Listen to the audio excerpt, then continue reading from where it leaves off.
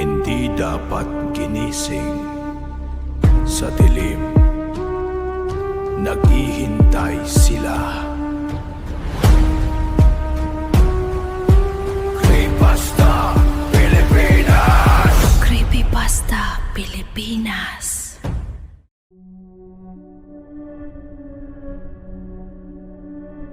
Limampu't-anim na taong gulang si Mercy at 18 taon ng utility worker sa San Isidro National High School.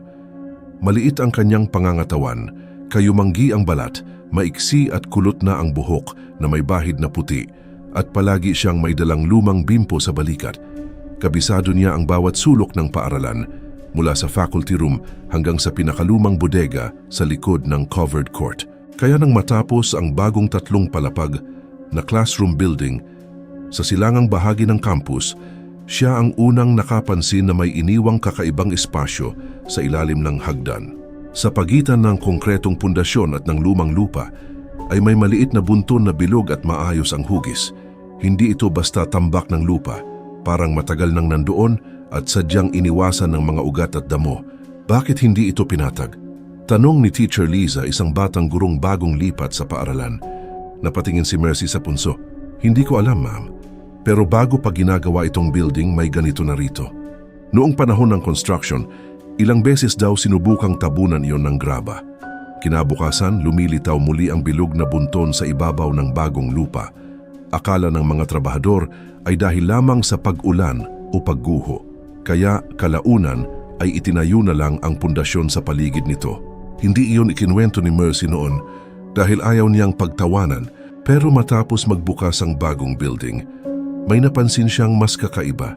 Tuwing umaga, may manipis na guhit ng lupa mula sa ilalim ng hagdan papunta sa unang classroom. Parang may maliit na bagay na dumaan roon sa gabi at nag-iwan ng bakas. Pinupunasan niya iyon araw-araw, kinabukasan bumabalik. Isang hapon, habang naglilinis siya ng room 102, nakita niyang nakabukas ang isang drawer ng teacher's table. Wala namang tao sa loob. Lumapit siya at isinara iyon. Paglingon niya sa pinto, may maliit na bunton ng lupa sa sahig. Hindi iyon naroon kanina. Sa gitna ng lupa ay nakabaon ng isang pirasong pulang tsyok. Kinuha ni Mercy iyon at napansin niyang may nakaukit na maliit na marka sa gilid. Isang hugis pinto. Kinagabihan bago siya umuwi, dumaan siya muli sa ilalim ng hagdan. Mas mataas na ang punso at sa gilid nito, may maliit na siwang na parang pintuang pilit binubuksan mula sa loob. Nang yumuko si Mercy para silipin iyon, may munting aninong dumaan sa likod ng siwang. Hindi na siya lumapit pa. Kinabukasan, hindi sinabi ni Mercy ang nakita niyang anino. Ang sinabi lamang niya kay Teacher Liza ay huwag munang gagalawin ang punso hanggat hindi nila alam kung bakit patuloy itong bumabalik.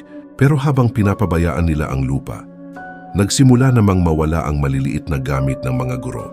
Una ang stapler ni Sir Noel sa room 101. Sumunod ang 2 whiteboard marker ni Teacher Liza. Pagkatapos, nawawala na rin ang chalk, ballpen, susi ng cabinet, USB drive, pambura, at maging ang maliit na rosaryong nakasabit sa isang desk drawer. Walang nakakakita kung sino ang kumukuha. Mas kakaiba, wala ring sapilitang binuksang pinto o sirang cabinet. Baka may estudyanteng nang titrip, sabi ng isang guro. Pero hindi kumbinsido si Mercy. Tuwing may nawawalang gamit, may manipis na lupa sa ilalim ng teacher's table o sa tabi ng silya. Pagkaraan ng 1 o 2 araw, bumabalik ang gamit. Hindi sa drawer, hindi sa mesa, kundi sa sahig. Balot ang mga yon sa mamasamasang lupa na parang matagal na ibinaon. Ang stapler ni Sir Noel ay natagpuan sa ilalim ng kanyang upuan. Ang mga marker ni Teacher Liza ay nakahanay sa ibabaw ng cabinet. Bawat isa may makapal na lupa sa takip. Ang nawawalang susi naman ay bumalik sa loob ng isang maliit na bunton sa gitna ng faculty room. Doon nagsimulang kabahan ang mga guro. Pinakiusapan ng assistant principal si Mercy na bantayan ang bagong building bago magsara ang paaralan. Isang gabi naiwan siya ron matapos umuwi ang lahat. Sinuri niya ang room 101. Walang kakaiba. Room 102, tahimik. Pagdating niya sa room 103, may isang kahon ng paper clips sa teacher's table. Sinadya niya itong iwan sa eksaktong gitna ng mesa bago siya lumabas. Makalipas ang ilang minuto, bumalik siya. Wala na ang kahon. Sa halip, May manipis na linya ng lupa mula sa paa ng mesa hanggang sa pinto. Sinundan niyon ni Mercy. Dumaan ang bakas sa hallway, bumaba sa hagdan at nagtapos sa punso. Sa mismong ibabaw ng lupa ay naroon ang kahon ng paper clips, nakabaon hanggang kalahati.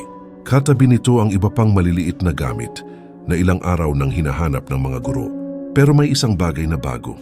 Isang maliit na piraso ng kahoy ang nakatayo sa ibabaw ng punso, parang karatula. May nakaukit na 3 salita, ibalik ang bahay.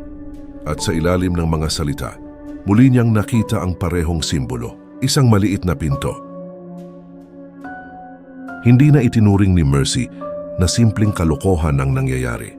Kinabukasan, dinala niya sa assistant principal ang maliit na kahoy na may nakaukit na ibalik ang bahay. Ayaw man nilang maniwala agad sa kwento tungkol sa punso na pagkasunduan nilang alamin kung ano ang dating nasa lugar bago itinayo ang bagong building. Sa records room may lumang cabinet na puno ng site plans, litrato at dokumento.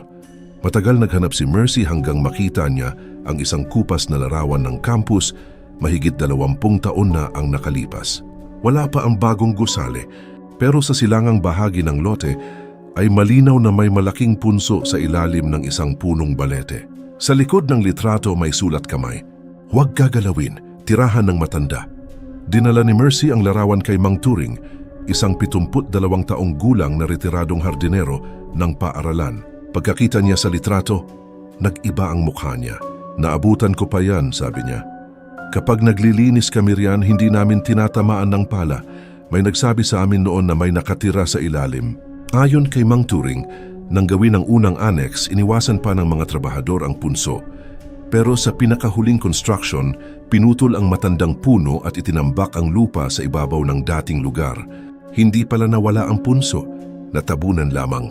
Bumalik si Mercy sa bagong building bago magdilim. Tinanggal niya ng kaunti ang maluwag na lupa sa gilid gamit ang kamay at maliit na garden trowel. Sa ilalim ng bagong graba ay lumitaw ang mas maitim at matandang lupa. Kasunod nito, isang maliit na piraso ng kahoy na parang lumang hamba ng pinto. Doon niya naunawaan, ang punso sa ilalim ng hagdan ay hindi bagong nabuo. Iyon ang natitirang bahagi ng dating tirahan. Nang yumuko siya, bumukas ng bahagya ang munting siwang. Sa loob ay may maliit na matandang anyo, halos kasinlaki lamang ng kanyang bisig. Kulubot ang mukha, mahaba ang puting buhok at nakasuot ng kupas na kayumangging damit. Hindi ito lumapit. Tumingin lamang ito kay Mercy. "Tinabunan ninyo ang daan ko," sabi nito. Napaupo si Mercy sa lupa. "Hindi ko alam." Itinuro ng matanda ang konkretong pundasyon. "Hindi ko hinihingi ang paaralan. Ibalik ninyo lamang ang bahay ko." Kinabukasan ipinakita ni Mercy sa pamunuan ang lumang larawan at site plan. At sa unang pagkakataon, napag-usapan nilang ilipat ang punso nang hindi ito winawasak. 3 araw ang lumipas bago nila sinimulang ilipat ang punso. Hindi ginamit ang backhoe o malaking pala. Sa payo ni Mang Turing, manumanong inalis ang maluwag na lupa at inilagay sa mga paso at sako. Si Mercy ang nagbantay habang dinadala ang matandang lupa sa bakanting bahagi ng campus sa ilalim ng puno na malayo sa mga classroom. Hindi nila ginalaw ang kahoy na hamba, kasama iyon sa inilipat.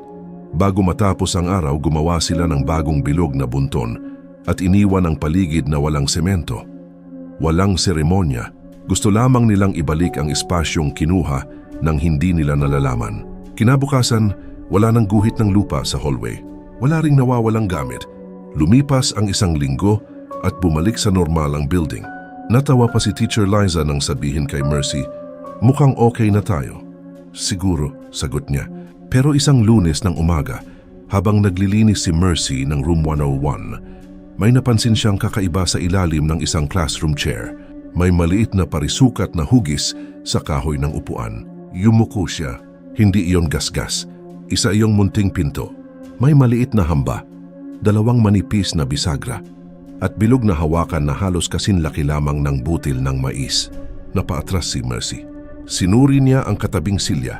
May pinto rin, pati ang kasunod. Isa-isa niyang tiningnan ang buong hanay. Bawat classroom chair ay may maliit na pinto sa ilalim. Pumunta siya sa room 102, pagkatapos sa room 103.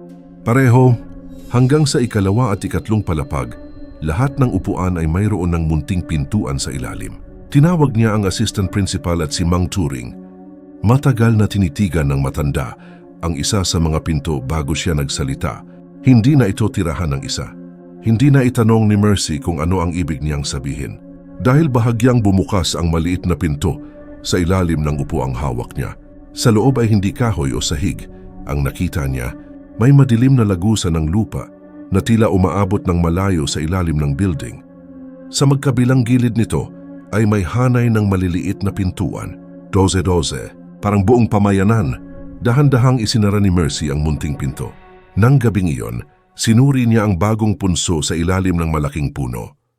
Maayos pa rin iyon, pero sa harap nito ay may bagong karatulang kahoy. May nakaukit na, "Salamat sa pagbabalik ng aming daan." At sa ilalim ng mensahe ay hugis ng bagong classroom building. Doon na unawaan ni Mercy. Hindi pala isang bahay ang nailipat nila. Isang pasukan lamang. Patay na ang ilaw, tahimik na ang gabi. Akala mo tapos na, pero may nakatingin. Creepypasta, Pilipinas! Creepypasta, Pilipinas! Ang kwento'y tapos, pero ang takot hindi! Creepypasta, Pilipinas! Magkikita tayo sa susunod na dilim